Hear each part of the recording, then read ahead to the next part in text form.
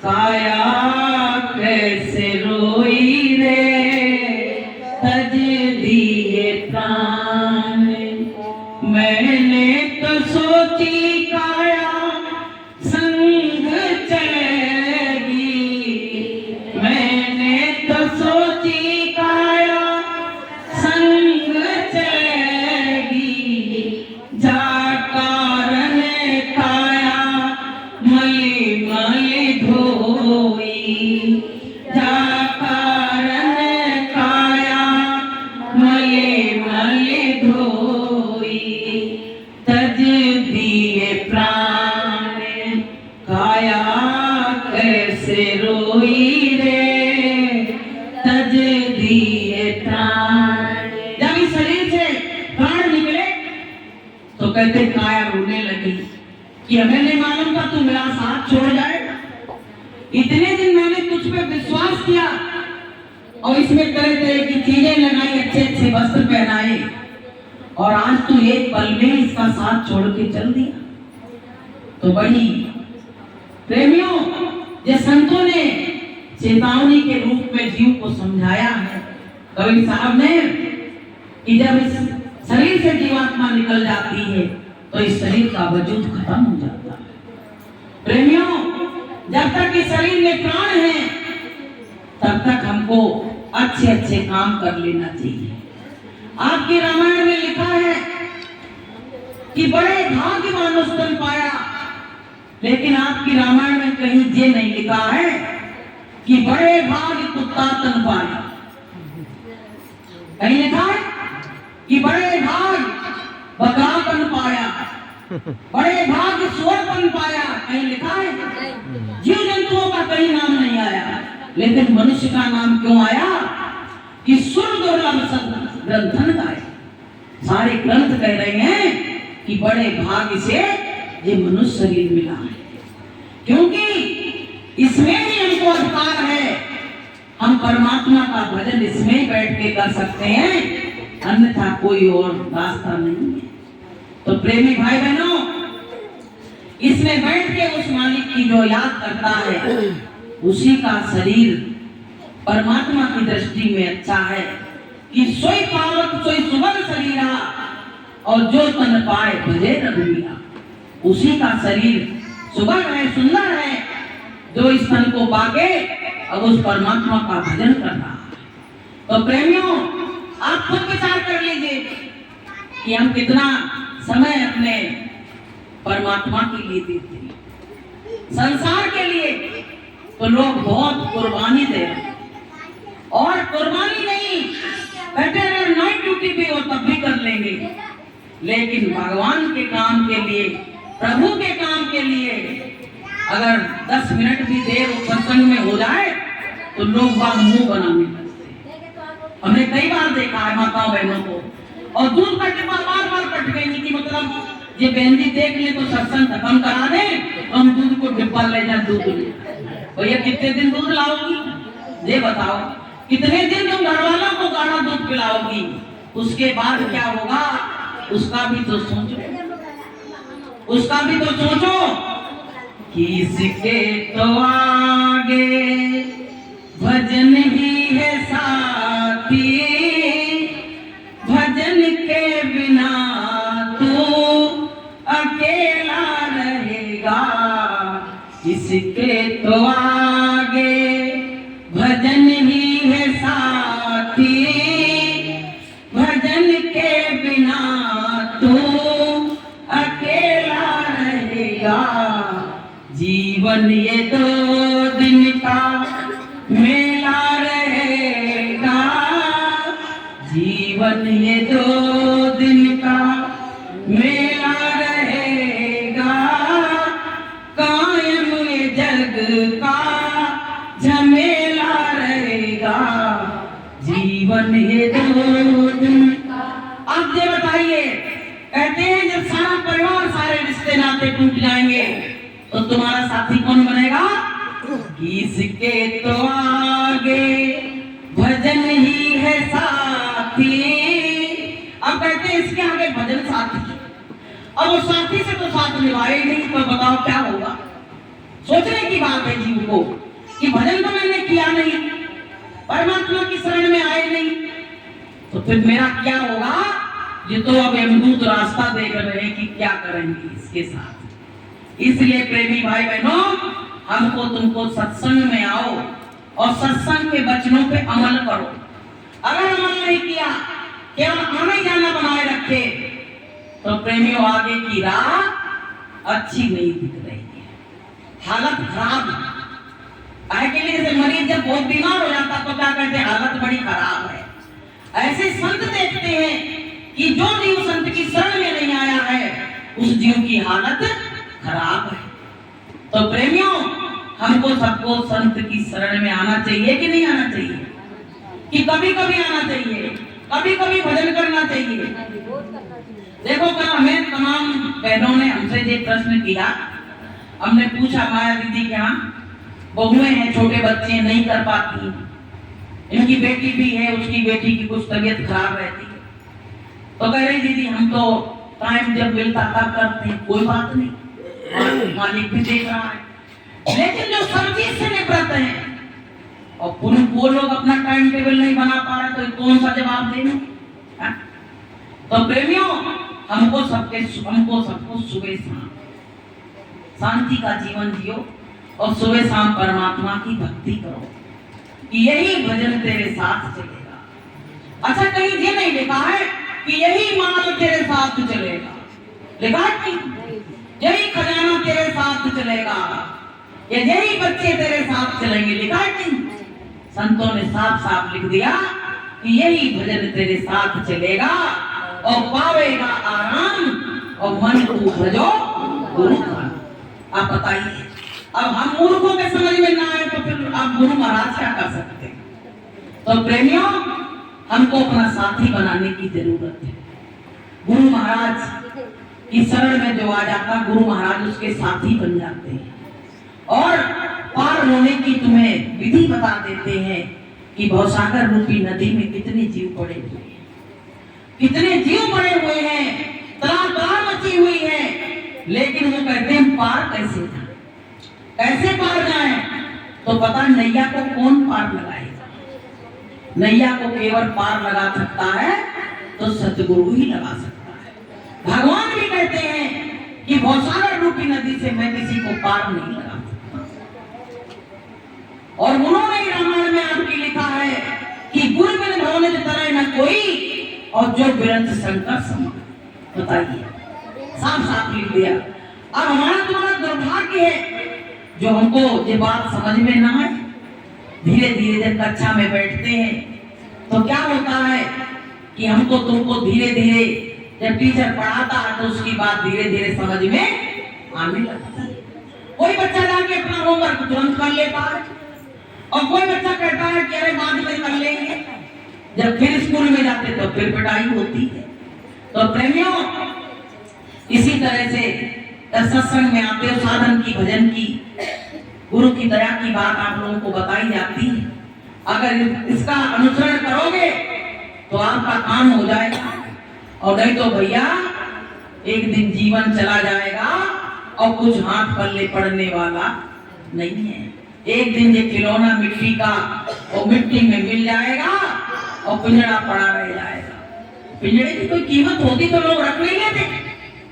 इस पिंजड़े की कीमत बाद में अगर होती तो लोग, कोई भी व्यक्ति अपने घर के व्यक्ति को शमशान घाट लेके जाता। इस पिंजड़े की कीमत तभी तक है जब तक इसमें परमात्मा का अंश जीवात्मा है, तभी तक। इसकी कीमत तुरंत घट जाएगी।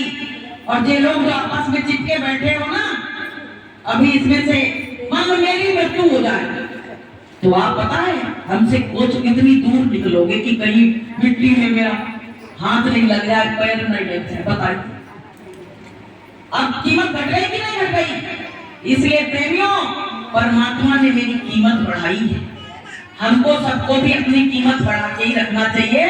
साधन भजन करोगे तो और आपकी कीमत बढ़ जाएगी और कीमत बढ़ती चली जाएगी। गुरु चाहेगा तो तुमको कहां से कहां पहुंचा देगा। देखो आपको बताएं, मिट्टी होती है, जैसे धूल होती है, तो जब हवा का संग करती है ना तो बहुत ऊंची उड़ जाती है। आंधी आती है, आपने देखी होगी। तो जब आंधी आती तो लोग भरते हैं घर में, अरे धूल और मिट्टी आ गई, कितनी नीचे की धूल और ऊपर उड़ रही है। किसका संग किया? हवा का संग किया। और वही धूल अगर पानी का संग कर ले तो क्या बन जाएगी? कीचड़ बन जाएगी। ऐसे ही हम लोग हैं, अगर संतों का संग कर लेंगे तो हम भी उस धूल की तरह ऊपर उड़ेंगे। और अगर हमने संतों का संग नहीं किया, संसारियों का संग किया, तो एक दिन कीचड़ की तरह हम भी कुचले जाएंगे और हमको लोग कीचड़ की दृष्टि से देखेंगे।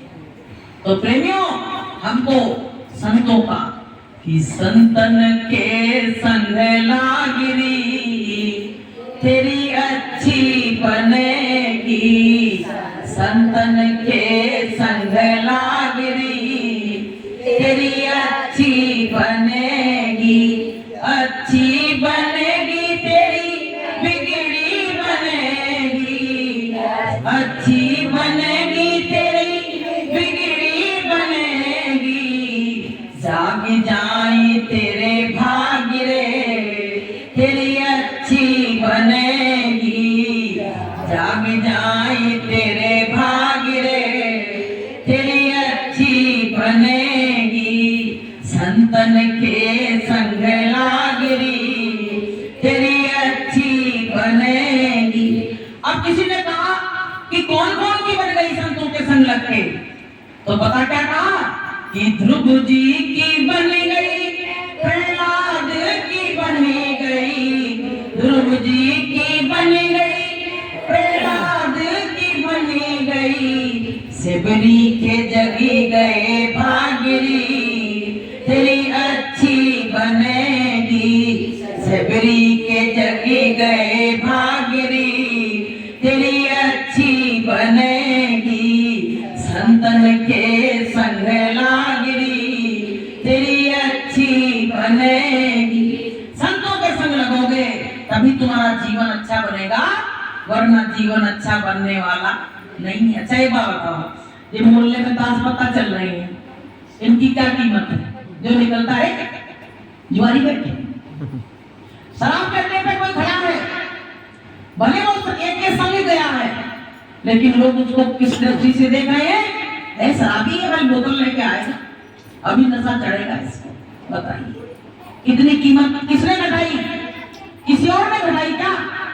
अपनी कीमत मैंने स्वयं घटाई।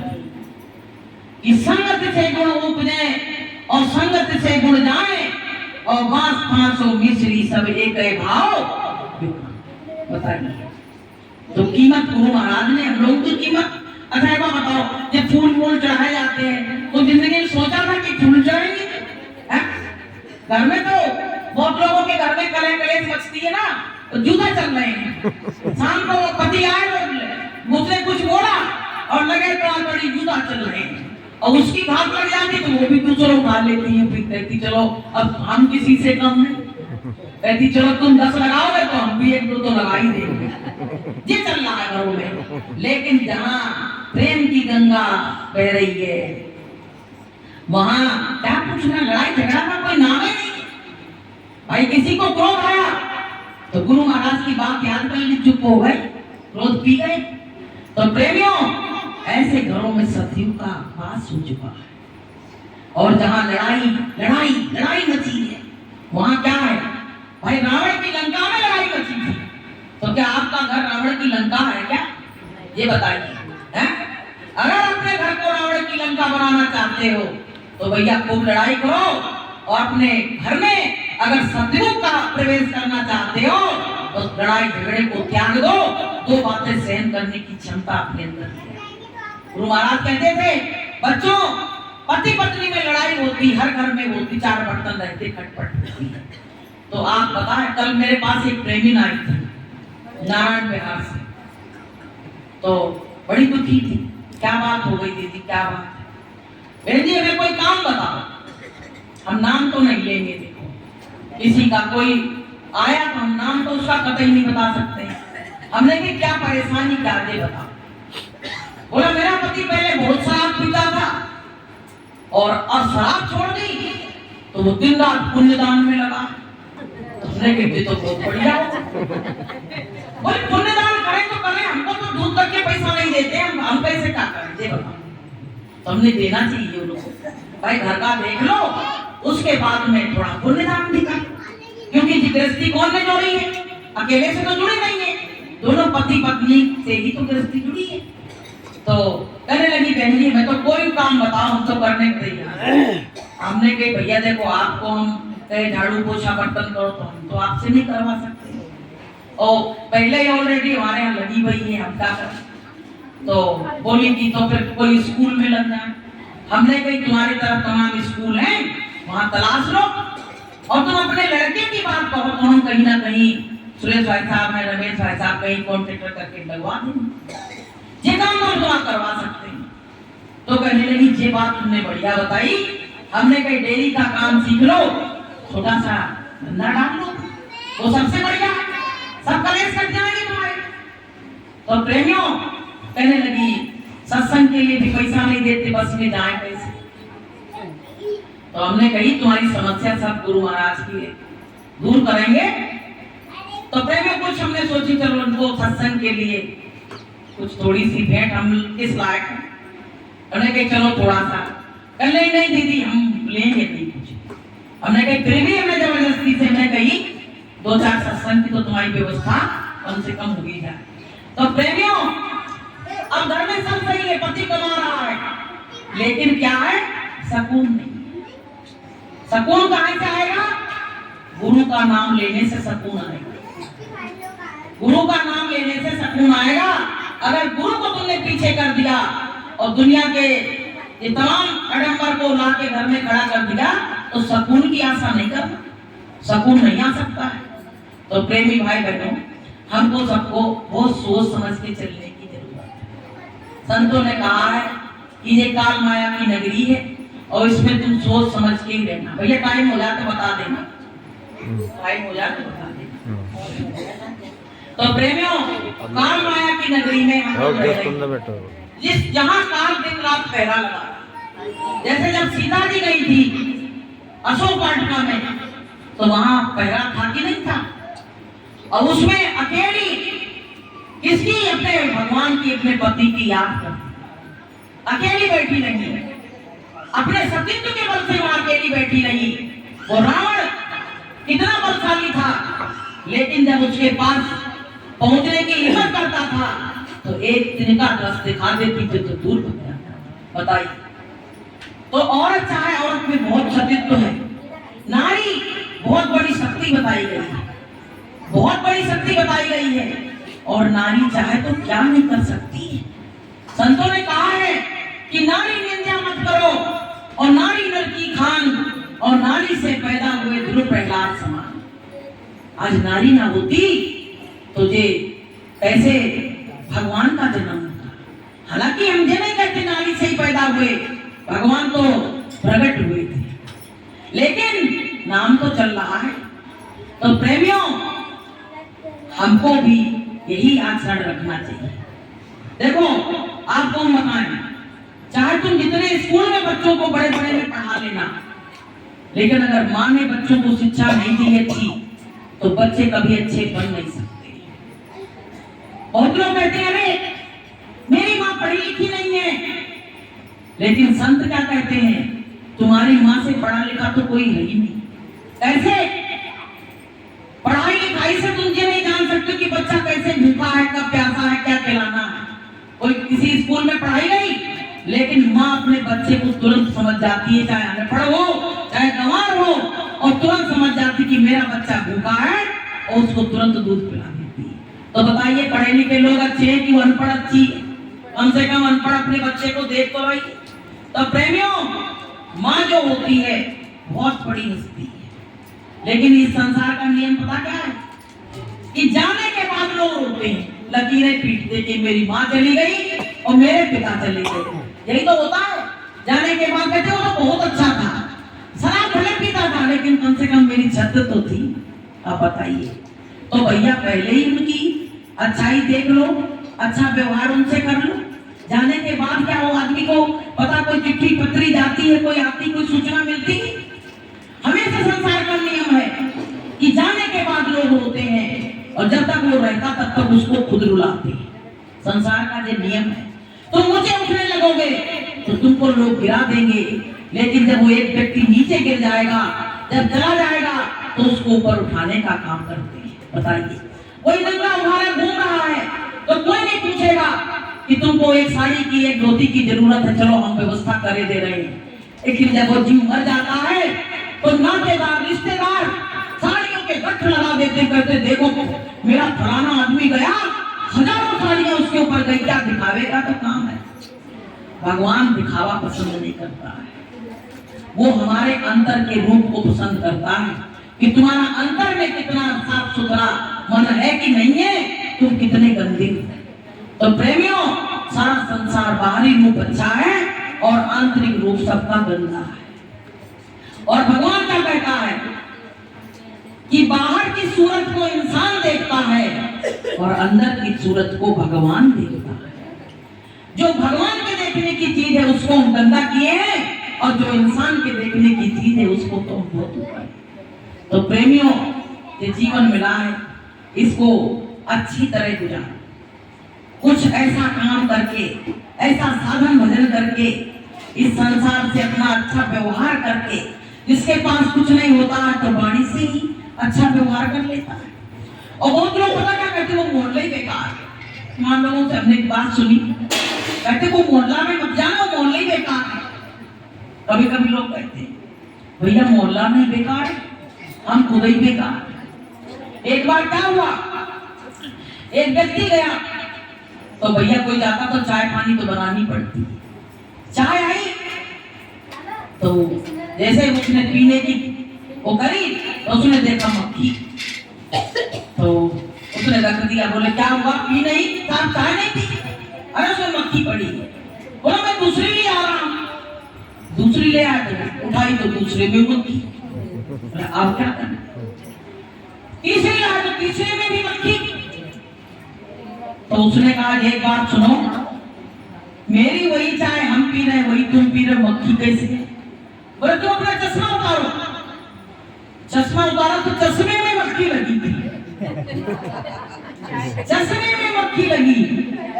तो प्रेमियों, बुराई नहीं है, बुराई तो मेरे अंदर छिपी गई है और हम उसको पूरी दृष्टि से देख रहे हैं, इसीलिए हमको वो खराब दिख रहा है, हालांकि वो अच्छा है, मैं बुरा। बात यहाँ पे। तो प्रेमी भाई बहनों, ये जो जीवन चल रहा है, ये जीवन हमारा बहुत अच्छा है। तो कहते नहीं कि बुरा जो देखने में चला और बुरा न मिलिया कोई, और जो घट देखूं अपना तो मुझसे बुरा ना कोई। हमने दुनिया की बुराई देखी, लेकिन अपनी बुराई कभी कही? कोई इंसान ये कहता भैया हम भी बुरे, किसी ने आज तक कही सच्चे बताओ? लेकिन बुराई हमारे अंदर ही बनी पड़ी है, बुराई हमारे अंदर ही पड़ी। तो प्रेमियों, सब में अच्छाइयां देखो। भगवान कृष्ण ने कुत्ते में देखा कि उसके दांत कितने अच्छे हैं, ऐसे ही हमको भी सबके अंदर कुछ ना कुछ एक अच्छाई जरूर होगी। भाई किसी के पास पैसा नहीं है तो शरीर से तुम्हारी सेवा कर देगा, वाणी से अच्छा बोल देगा, यही सबसे बड़ी बात। तो प्रेमियों, कुत्ते वाली कहानी सुना देना। एक बार क्या हुआ कि मास्टर जी सुनाते, हमें ज्यादा आती नहीं बात, कैसे शुरुआत है हमें मालूम नहीं। ग्वाल वाल खेल रहे थे ना, आप सुना देना, बाद में सुना दें। तो प्रेमियों, कहने का मतलब ये है, संगत में आके अच्छाई का चश्मा पहनिए, बुराई का चश्मा हटा दो। गुरु महाराज कहते हैं तुम्हारे अंदर जब तक बुराइयां रहेंगी तब तक दया नहीं आएगी। दया अगर लेना है तो बुराइयों को एक तरफ कर दो और अच्छाइयों को कि बरसी रही गुरु की दया पार, बरसे रही गुरु की दया पार। जो जो प्रेमी आए सत्संग में, जो जो प्रेमी आए सत्संग में,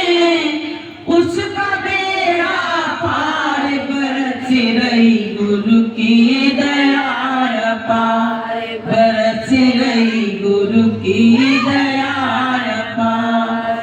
जब सत्संग होता है तो गुरु की रहमत, गुरु की दया सब पे बरसती है कि लूट सके तो लूट ले बंदे और शोर मचाऊं गली गली और गुरु नाम के हीरे मोती मैं बिखराऊं